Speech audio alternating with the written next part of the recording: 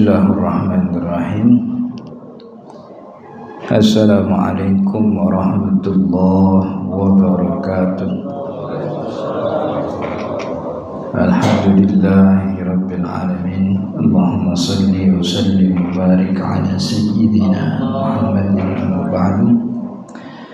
Para jemaah Bapak Ibu yang dirahmati Allah, alhamdulillah kita bersyukur pada siang hari ini kita diberi nikmat oleh Allah sehingga bisa berkumpul, bisa bersilaturahmi, sekaligus juga bisa menunaikan salah satu kewajiban kita, yaitu salat zuhur berjamaah, kemudian dilanjut dengan ta'lim.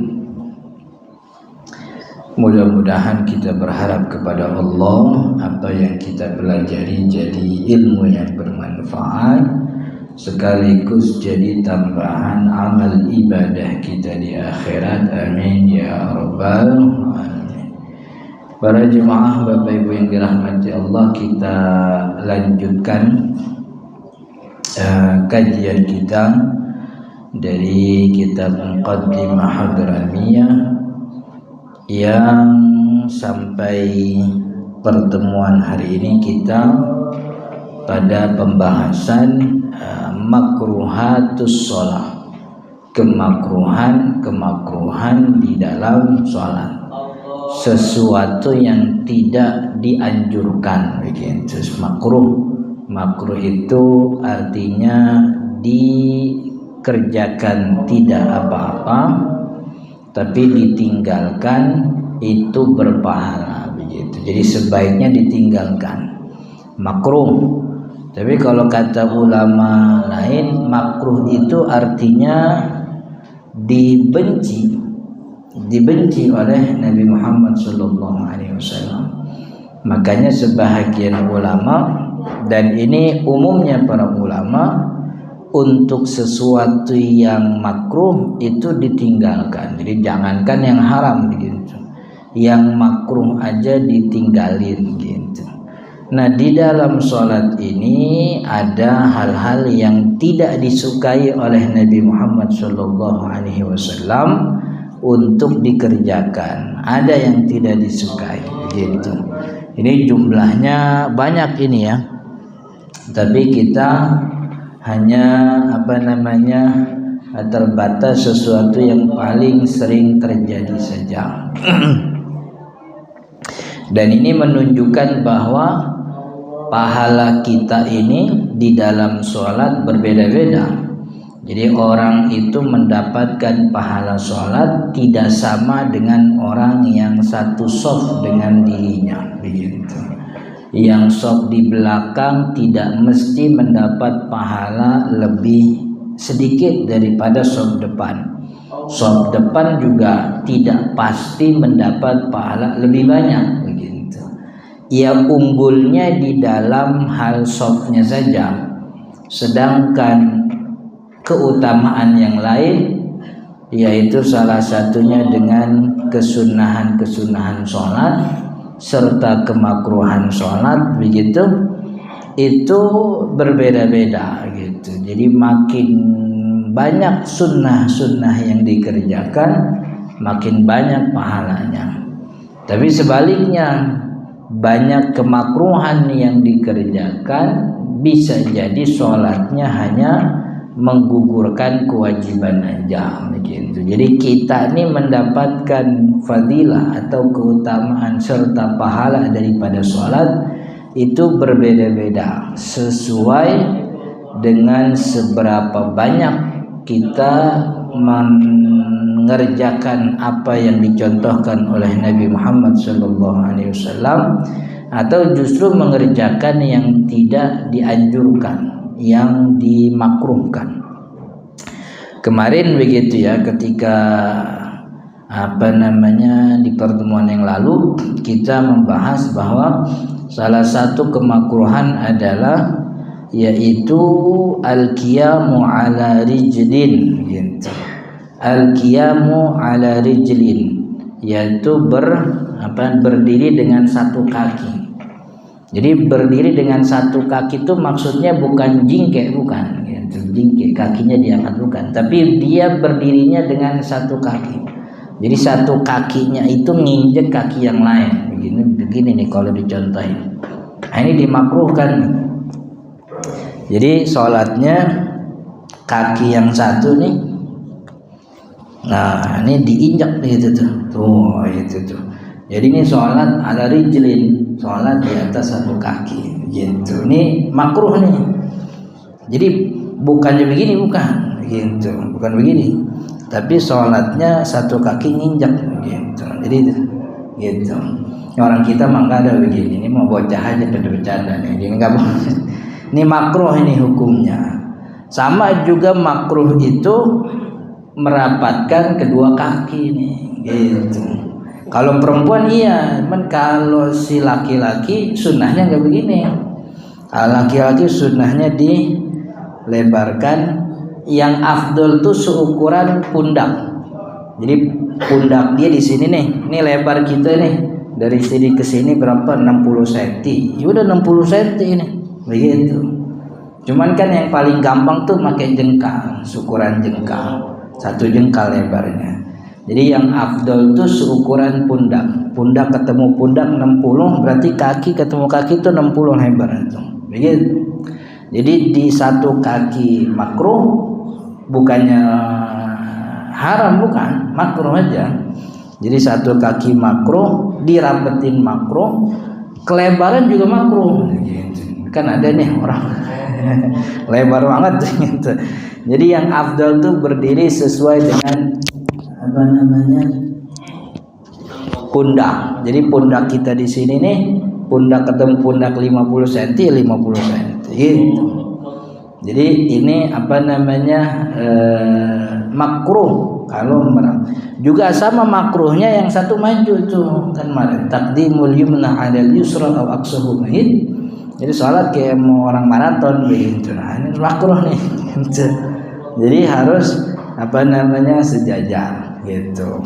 Kalau perempuan rapat, emang perempuannya rapat, walaupun tidak ada masalah begitu kalau dibuka. Jadi bedanya perempuan sama laki begitu. Jadi kalau kalau perempuan dilebarin, kalau kata orang kampung tuh takut masuk angin. Makanya dilebarin. Kalau laki-laki dirapetin, itu ada yang kejepit juga gak enak gitu. Makanya rada dibuka gitu. Itu bedanya kan soft jemaah laki jemaah perempuan ini kan juga beda kan ya. Kalau laki jemaahnya imamnya di depan, kalau jemaah perempuan nih imamnya perempuan, imamnya itu berdirinya cuman seukuran satu kepel aja. Jadi makmum itu imam tuh ada di tengah, kiri kanannya itu makmum. Imam ada di tengah, kiri kanannya makmum.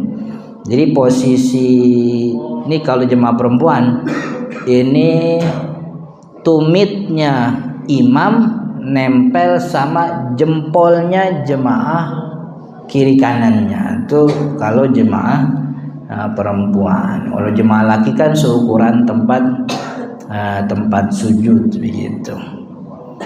Itu yang kemarin ya. Kemudian juga dimakruhkannya bahwa ketika inda tawaqqani ta'am, ketika sudah siap makan, makanannya sudah siap. Jadi maksudnya dimakruhkan sholat dalam keadaan lapar gitu. Jadi lapar, kalau lapar baiknya sholat. Kalau lapar baiknya makan dulu, baru kemudian sholat.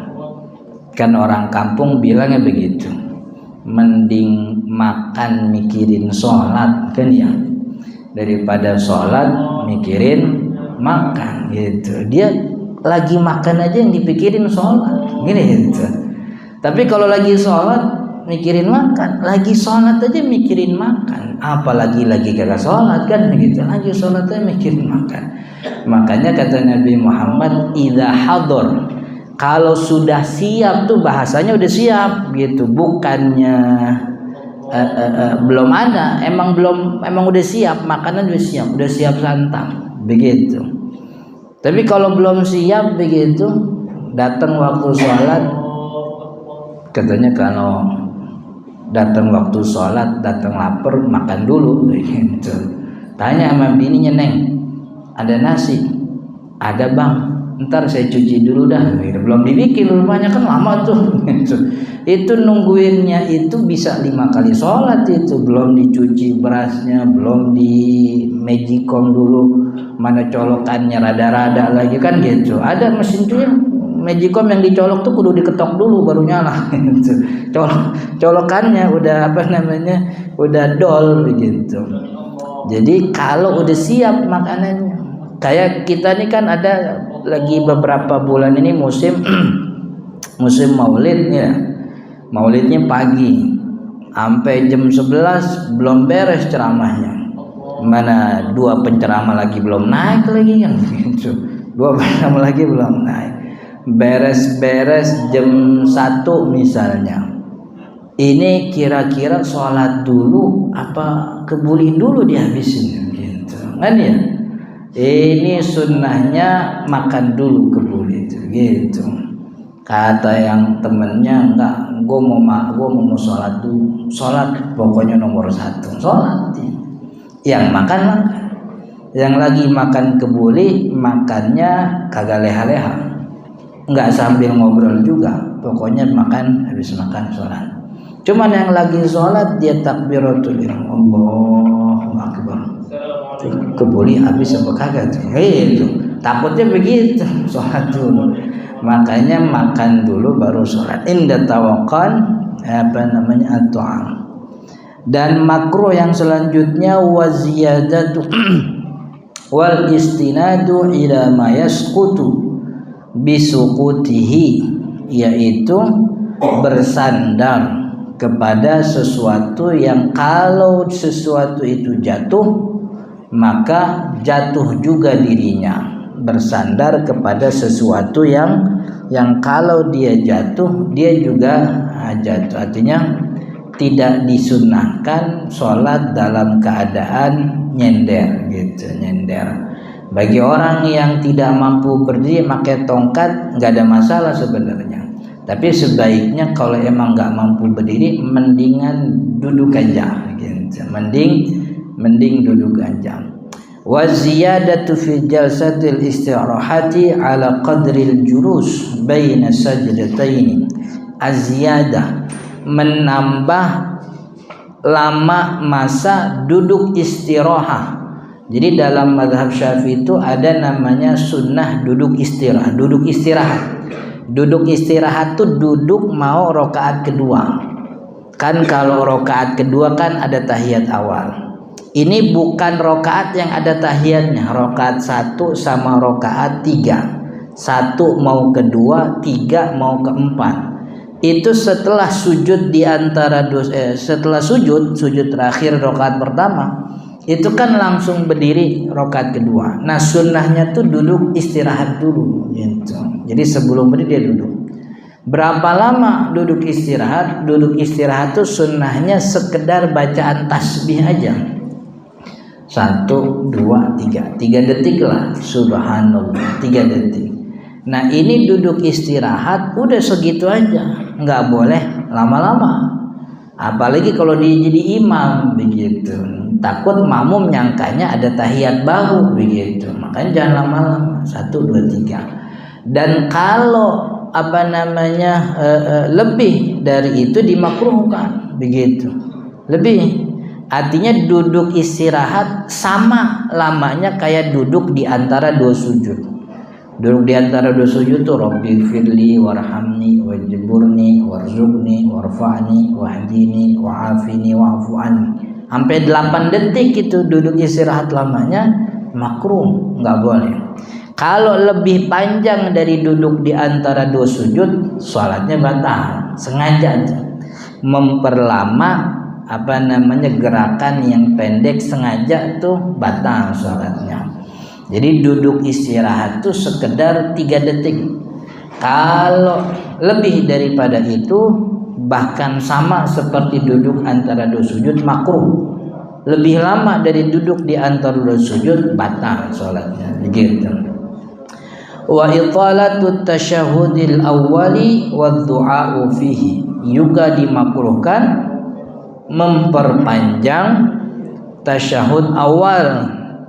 Jadi tasyahud awal itu bacanya sampai asyhadu alla ilaha illallah gitu.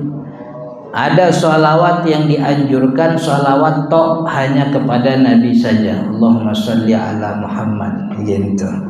Tapi kata sebagian ulama tambahin wa ala ali Muhammad juga bagus gitu. Nah ini udah nih, jadi paling baik asyhadu alla ilaha illallah asyhadu anna Muhammadar Rasulullah naik. Mau panjangin dikit Allahumma sholli ala sayyidina Muhammad wa ala ali Muhammad itu bagus gitu. Udah nggak boleh lebih panjang daripada itu. Manjangin baca sholawat dalam tasyahud awal, sholawat Ibrahim. Sholawat Ibrahim itu kan sholawat paling afdol itu. Jadi di mana-mana sholawat yang paling afdol tuh sholawat Ibrahimiyah gitu. Itu bagi ulama tuh jadi wiridan banyak rezeki gitu. Jadi kalau datang ke ulama diminta wirid supaya banyak rezeki, lancar gampang urusan, itu rutin baca sholawat Ibrahimiyah. Itu sholawat paling cakep. Tapi sholawat Ibrahimiyah itu tidak sunnah kalau di rakaat kedua, di tahiyat kedua tahiyat pertama. Sebab itu sunnahnya di tahiyat akhir. Di sholawat tahiyat pertama itu tidak boleh diperpanjang, tidak boleh lama begitu. Sebab riwayatnya yang sampai kepada kita, Nabi Muhammad SAW tasyahud awalnya kagak pernah pakai sholawat Ibrahimiyah begitu. Secakap-cakapnya sholat Nabi Muhammad SAW, rakaat kedua tahiyat awal itu tidak baca sholawat Ibrahimiyah begitu. Makanya sholawat Ibrahimiyah ini makruh. Jadi yang paling sebentar tahiyat awal itu sampai asyhadu alla ilaha illallah. Dah gitu. Bagus tambahin sholawat kepada Nabi dan keluarganya. Secukup itu aja. Habis itu baru naik begitu. Itu sunnah makruh kalau memperlama. Wa tarkud du'ai fit tasyahudil akhir, meninggalkan doa di tahiyat akhir juga makruh.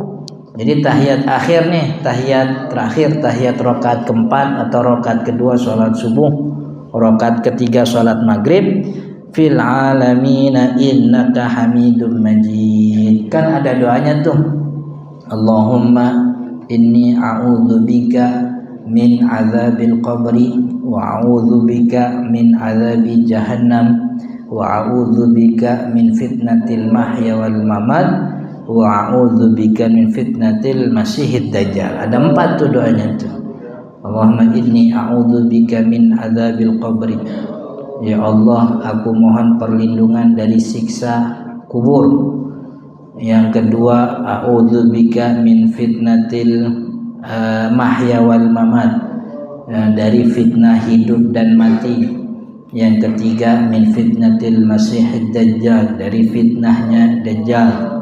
Yang kelima, na'udzubika min azabi jahannam, dari azab neraka jahannam begitu.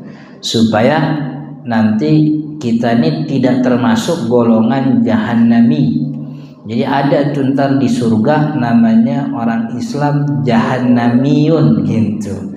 Jahannami itu artinya alumni jahannam gitu. Jadi akidah kita nih Ahlus Sunnah wal Jamaah, semua orang Islam yang punya iman itu, kalau awalnya dia non muslim, dia bersyahadat tuh punya iman tuh, walaupun belum ibadah. Orang non muslim masuk Islam, asyhadu alla ilaha illallah asyhadu anna Muhammadar Rasulullah, zuhur dia syahadat, belum nyampe asar meninggal tuh, punya iman itu. Terus semua kita yang punya iman masuk surga pasti. Itu kepastian. Cuman masuk surganya kapan? Nah, itu kagak tahu tuh. Apa datang akhirat langsung masuk surga? Apa mampir dulu kan ya? Kan ada yang punya dosa. Ini dosanya nih entah Allah ampuni, entah Allah ambil ganjaran atas itu. Kalau belum langsung masuk surga, kan di sana tempatnya cuma dua doang, yaitu surga sama neraka, jahanam gitu. Jadi yang belum dapat masuk surga jahanam dulu. Nah, itu dapat tuh. Itu ada orang-orang muslim yang punya iman ke jahanam dulu tuh. Nanti sampai waktunya selesai atau dapat syafaat dari Nabi Muhammad SAW, keluar dia tuh dari jahanam masuk ke dalam surga. Itu yang disebut dengan istilah jahannami gitu. Jahannamiyun tuh alumni surga. Nah, kita doa tiap hari habis tasyahud akhir, Allahumma inni a'udzubika min adzabi jahannam, supaya enggak masuk ke jahanam gitu. Jangan sampai kita dapat gelar alumni jahanam, jangan gitu. Kita pengennya yang kalau udah hisab kemudian ditimbang, habis ditimbang banyak pahala ibadahnya, jalan di atas jembatan lancar masuk surga, kan gitu. Kan ya?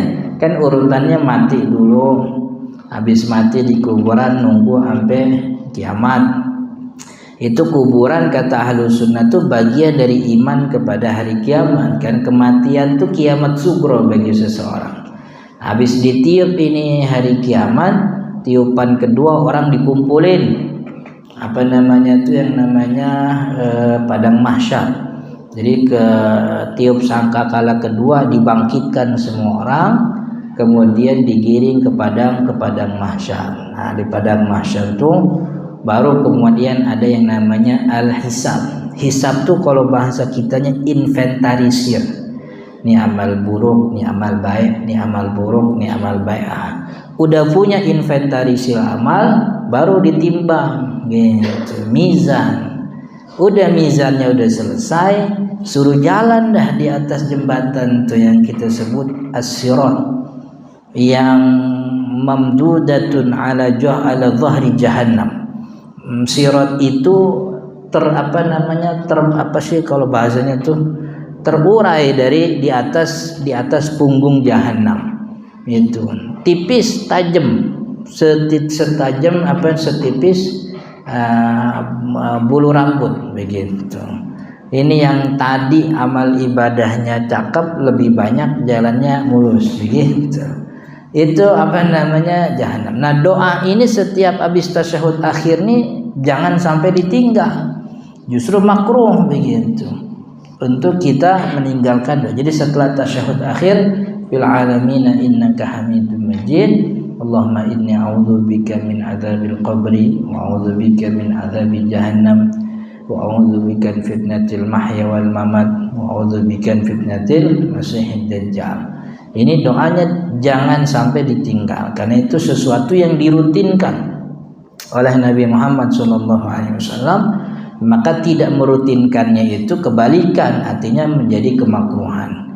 Wa muqaranatul imami fi af'ali shalah, juga dimakruhkan adalah berbarengan dengan imam fi af'ali shalah, dalam gerakan-gerakan sholat. Jadi imamnya rukunya bareng, nah itu makruh tuh. Jadi yang sunnah itu imamnya dulu beres ruku, sempurna rukunya, baru kita ngikut gitu. Walaupun berbarengan sama imam nih banyak hukumnya, ada yang hukumnya wajib, ada yang hukumnya sunnah, ada yang hukumnya makruh, ada yang hukumnya haram, ada yang hukumnya mubah. Ada berbarengan sama imam tuh hukumnya wajib bareng sama imam, yaitu pada surat Al-Fatihah. Kalau kita tahu imam habis Fatihah bacanya buru-buru gitu, bacanya cepat. Jadi kita lihat, wah Haji Fulan yang imam ini gitu, bakalannya kuliah kuluh lagi nih, kuliah kuluh gitu. Kadang bacanya ina atau ina doang itu, kan cepet tuh.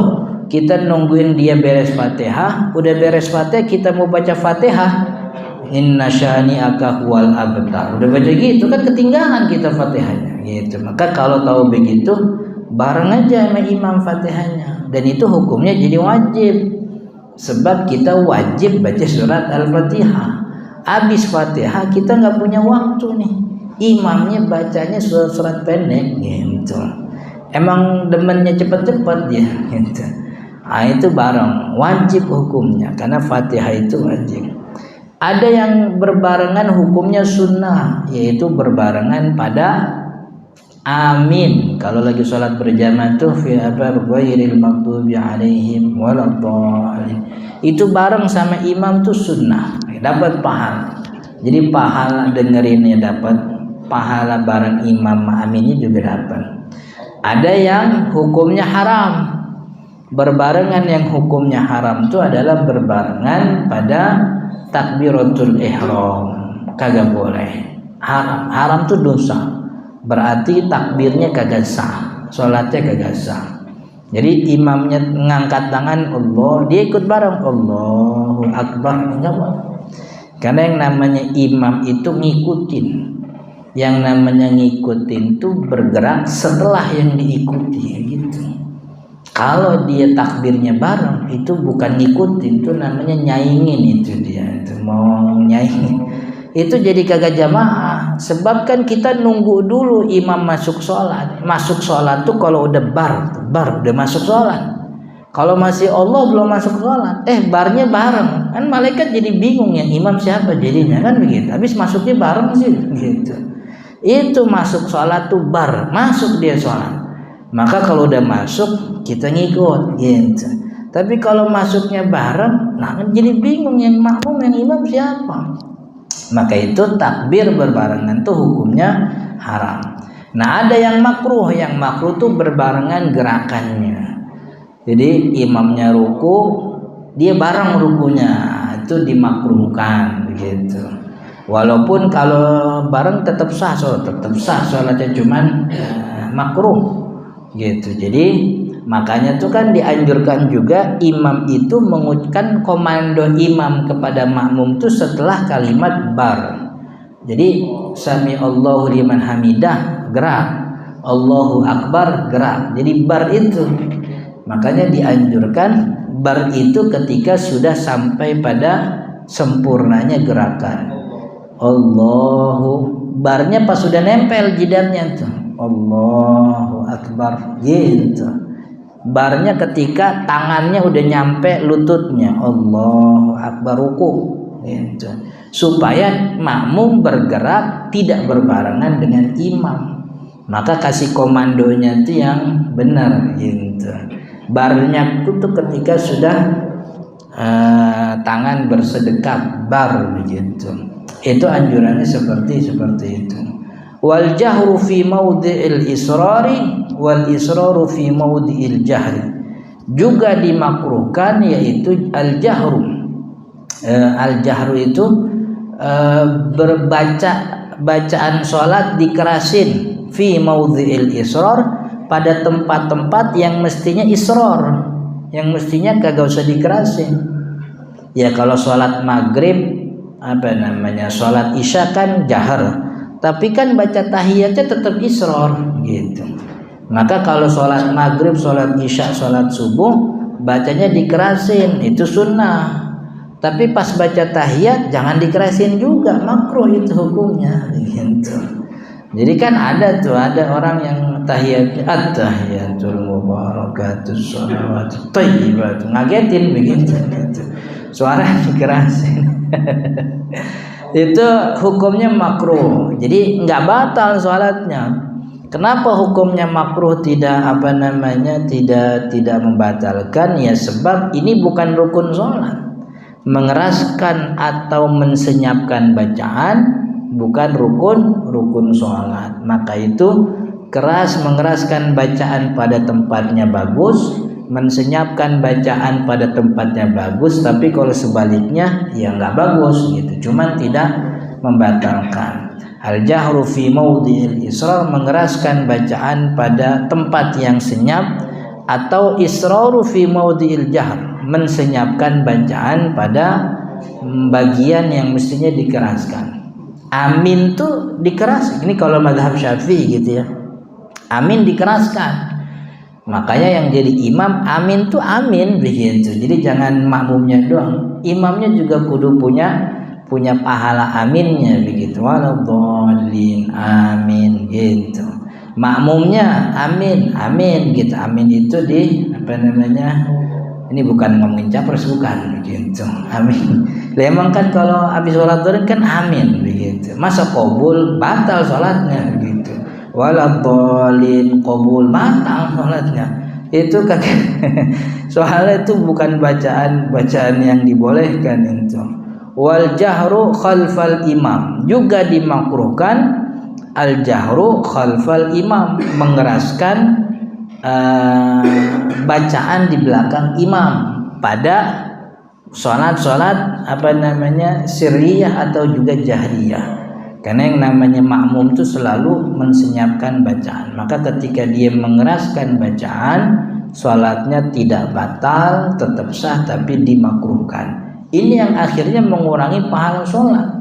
Jadi sholatnya tuh akhirnya cuma dapat pengguguran kewajiban aja, pahalanya nggak ada. Kenapa pahalanya nggak ada? Habis pahalanya ngerjain makruh mulu gitu. Jadi makruh banyak dikerjain, pahalanya. Karena kan kalau makruh dikerjakan kan kagak apa-apa, nggak dapat apa-apa kan ya. Makruh itu hukumnya dikerjakan kagak dapat apa-apa. Tapi kalau ditinggalin dapat pahala kan begitu. Sunnah sebaliknya, sunnah dikerjain dapat pahala, begitu ditinggalkan tidak dapat apa-apa. Iya, yang dia kerjain itu makruh, sunnah dikerjain apa kagak? Kagak. Ya berarti nggak dapat apa-apa dia gitu. Cuman kan dia sholat, ya sholatnya menggugurkan kewajiban, begitu. Itu gugur kewajibannya udah syukur banget itu, udah syukur, gitu. Makanya besok-besok ditambahin, gua kagak pengen cuman gugur kewajiban, pengen nambah pahala, begitu. Gimana nambah pahala? Sunnah-sunnah sholatnya dikerjakan. Wa yahrumul jahru, dan bahkan mengeraskan suara itu jadi haram hukumnya insyaallah sya'ala ghairihi, kalau gara-gara dia ngerasin orang lain terganggu sholatnya gitu, sholatnya terganggu, itu hukumnya haram itu. Wa tukrahus sholatu, dan juga dimakruhkan, kita habisin makruh sholat. Wa tukrahus sholatu, dan dimakruhkan itu sholat fil mazbalati, di tempat sampah. Jadi di apa kalau bahasa orang kampung di pelbak. Sholatnya di tengah pelbak, sholatnya sah apa enggak Ustaz? Ngadep kiblat enggak? Ngadep kiblat. Make tatakan enggak ada sajadah? Make Ustaz. Tatakannya bersih enggak? Bersih. Itu dia udah wudu. Aurat tertutup. Tapi di tengah-tengah pelbak Ustaz, sholatnya sah. Gugur kewajiban, gugur. Tapi dapat kemakruhan. Gitu, itu bisa-bisa sholatnya cuma gugur kewajiban doang, pahalanya hilang sebab mengerjakan kemakruhan. Fil mazbalati wal mazjarah, juga di tempat al mazjarah. Mazjarah itu ini tempat potong hewan, gitu, sebab kiri kanannya banyak darah. Kecuali di tempat potong hewan ada tempat khusus gitu buat sholat, nah nggak ada masalah tuh. Walaupun dia di area yang namanya rumah potong, tapi yang dimaksud masjar ini memang tempat potong hewan gitu, tempat potong hewan. Potong hewan tuh karena masih banyak darah hewan dan itu najis gitu. Itu najis, makanya dimakruhkan. Wat tariqi fil bina, dan juga apa namanya di jalanan. Tariqil fi mina itu maksudnya di antara dua bangunan tuh ada jalur, ada jalan. Nah di situ tuh itu di apa namanya dimakruhkan. Kalau di bangunannya memang nggak ada masalah, tapi di antara bangunan atau di dalam bangunan ada jalur tempat orang lewat, itu dimakruhkan. Jadi maksudnya sholat di tempat orang lewat itu dimakruhkan. Jadi bukan cuma di jalanan di dalam gedung, tapi juga di luar gedung yang jadi jalanan gitu. Itu dimakruhkan. Wal kanisati wal bi'ah, juga dimakruhkan sholat di al-kanisah. Al-kanisah itu gereja, al-bi'at itu sinagog gitu. Jadi di gereja kagak haram, makruh.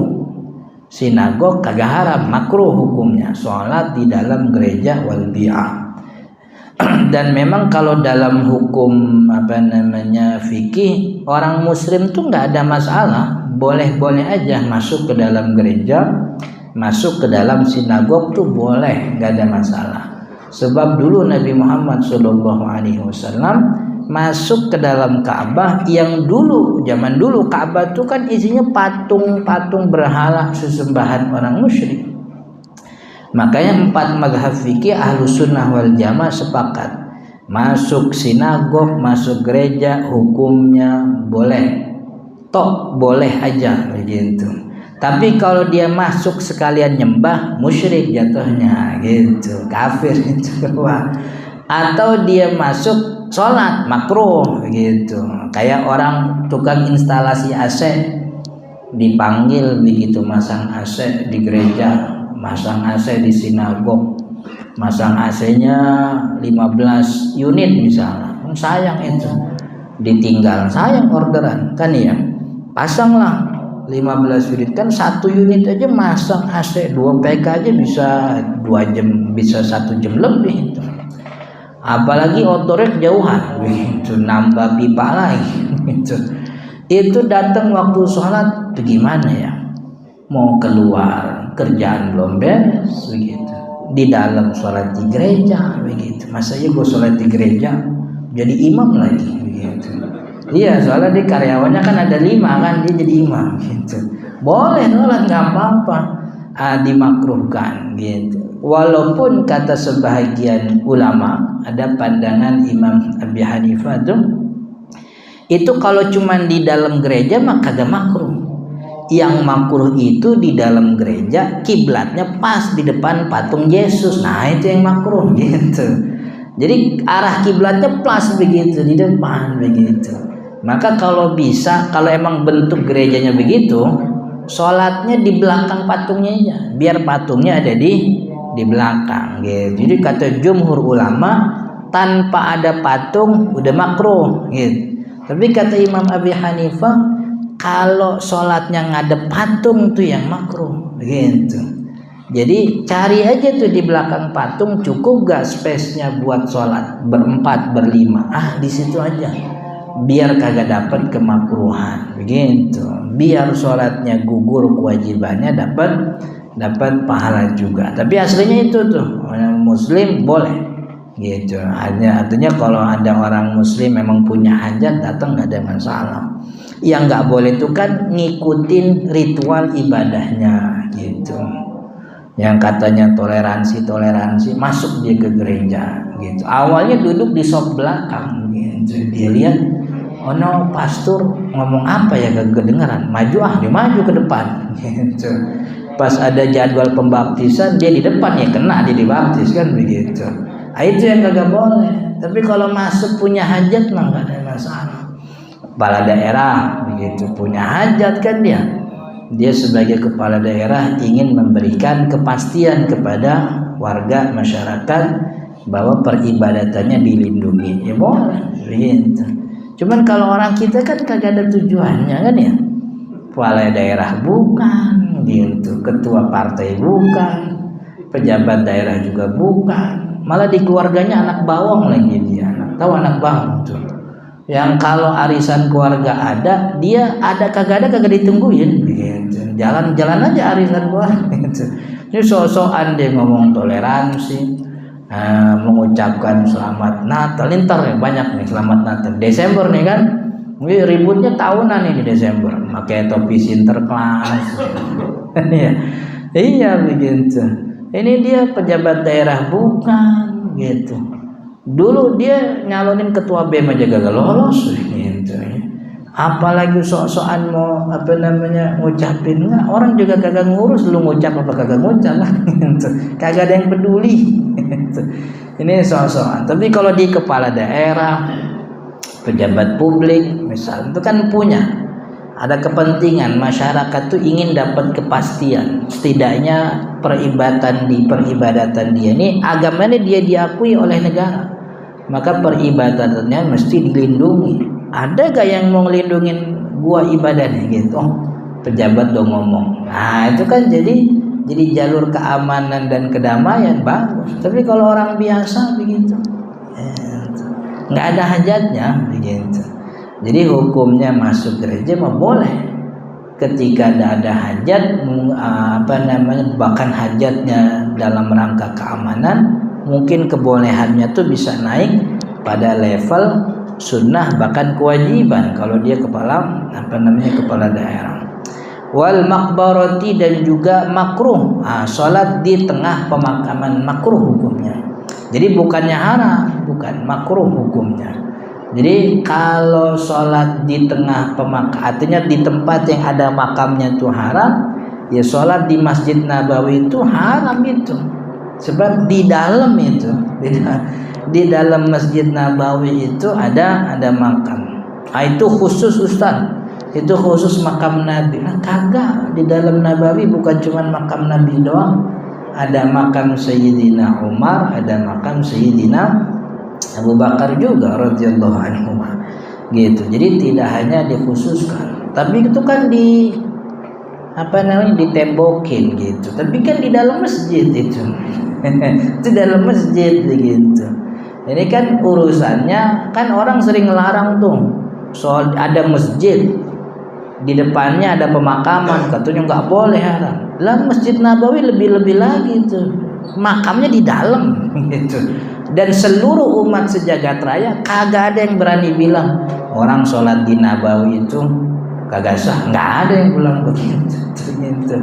Ini ada masjid, sampingnya pemakaman, antara makam sama masjid dipisahin tembok, itu apa bedanya kan begitu. Bahkan tidak ada tembok pun tidak ada keharaman. Jadi kagak ada tembok, kita sholat nih di tempat yang depannya ada kuburan, sampingnya ada kuburan, nggak ada masalah. Dulu Nabi Muhammad SAW sholat jenazah di kuburan. Itu ada sahabat Nabi namanya perempuan Ummu Mihjan. Ummu Mihjan itu wafat, orangnya itu tukang bersihin Nabawi. Jadi beres-beres sholat nih Ummu Mihjan tuh nyapuin, beresin gitu. Pokoknya tukang bersih-bersih. Beliau wafat, Nabi Muhammad kagak tahu, nggak dikasih tahu, sampai akhirnya dimakamin. Ketika beliau dimakamkan, Nabi Muhammad datang ke makamnya, sholat di situ. Kan padahal Nabi Muhammad bisa sholat goib di Nabawi, kan ya? Najasyi meninggal, sholatnya di Nabawi Nabi Muhammad, sholat goib. Ini kenapa makanya nyamperin? Gitu. Itu berarti ada kebolehan tuh. Ada kebolehan sholat. Yang kagak boleh itu nyembah kuburan. Beda tuh sholat di samping kuburan sama nyembah kuburan. Kalau nyembah kuburan tuh nyembah begitu. Nyembah minta di kuburan gitu. Dan kalau sekarang sih kayaknya tahu ada tahu kagak ya, tapi sepanjang yang saya lihat tuh nggak ada orang kayak gitu tuh. Gitu. Nggak ada. Orang minta sama bosnya banyak tuh begitu, minta sama kuburan kagak begitu, enggak. Kan ya. Jadi wal maqbarati, saya punya buku judulnya sama, sholat di masjid yang ada kuburannya. Coba bentar cari di Google tulisannya Ahmad Zarkasi, bukunya buku wakaf PDF. Jadi artinya kagak bayar, tinggal download aja.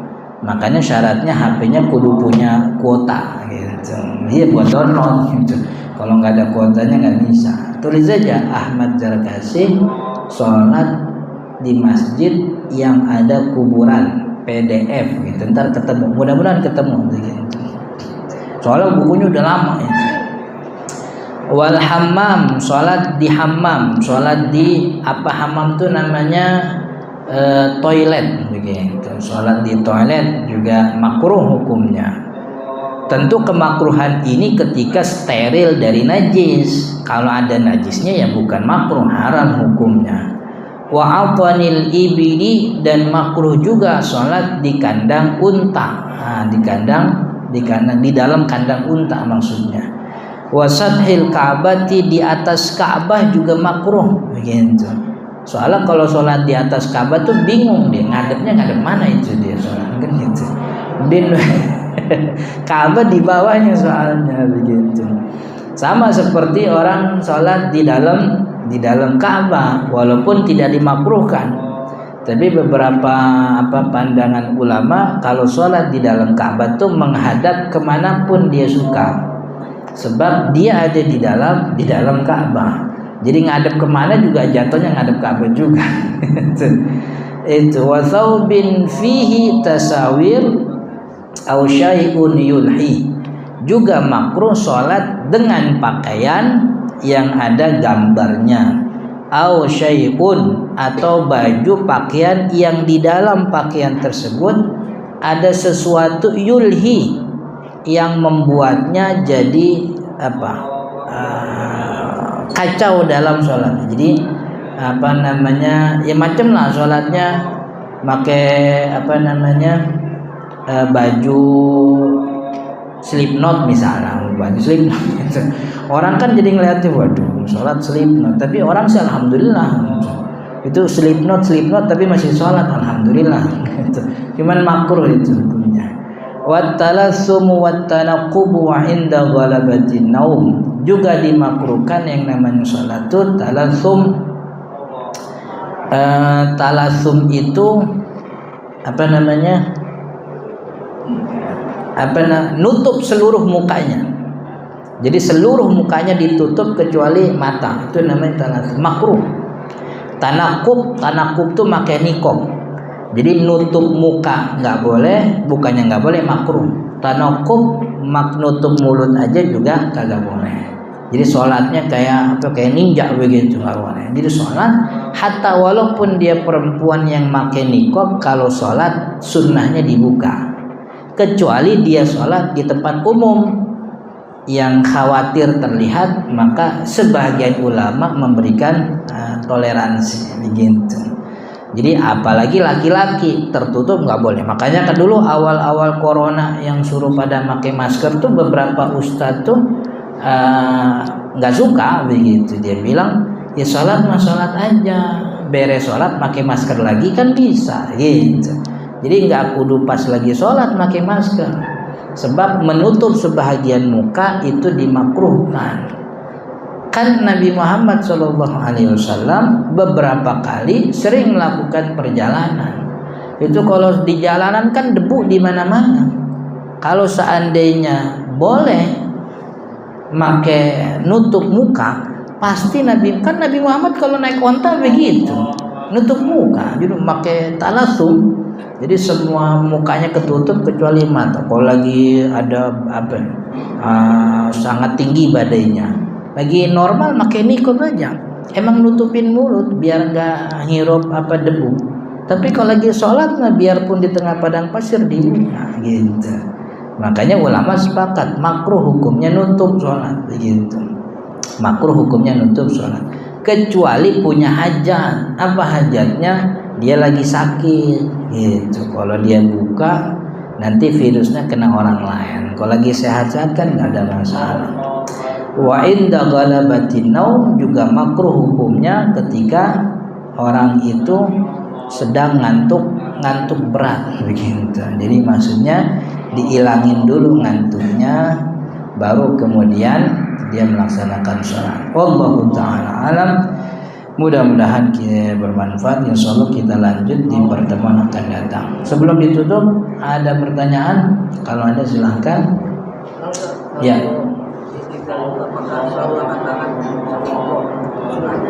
Iya. Jadi sunnah ngangkat tangan tuh ada di 4 keadaan, 4 tempat. Pertama takbiratul ihram, ngangkat tangan. Yang kedua mau ruku, ngangkat tangan. Yang ketiga i'tidal, ngangkat tangan. Yang keempat bangun dari tahiyat rakaat kedua sama Rakaat kedua bangun dari tahiyat gitu. Termasuk makmum yang ikut imam pas tahiyat, maksudnya dia datang bagi dia rakaat pertama, tapi bagi imam rakaat terakhir. Maka dia karena habis tahiyat dia ngangkat tangan. Jadi sunnah 4 tuh. Takbiratul ihram, mau ruku, mau i'tidal, bangun dari tahiyat, bangun dari rakaat 2. Ini sunnah ngangkat tangan. Selain 4 ini dimakruhkan ngangkat tangan, enggak boleh. Jadi bangun habis rakaat pertama bangun enggak gitu. Makruh hukumnya gitu. Jadi ngangkat tangan hanya pada 4 ini aja. Selain 4 ini hukumnya makruh. I'tidal ngangkat tangan, dan ngangkat tangannya sama sebagaimana ngangkat tangan ketika takbiratul ihram. Jadi jangan dibedain begitu. Oke? Ada lagi? Sudah ya, insyaallah kita lanjut di pertemuan akan datang. Subhanakallahumma wa bihamdika asyhadu an la ilaha illa anta astaghfiruka wa atubu ilaik. Assalamualaikum warahmatullahi wabarakatuh.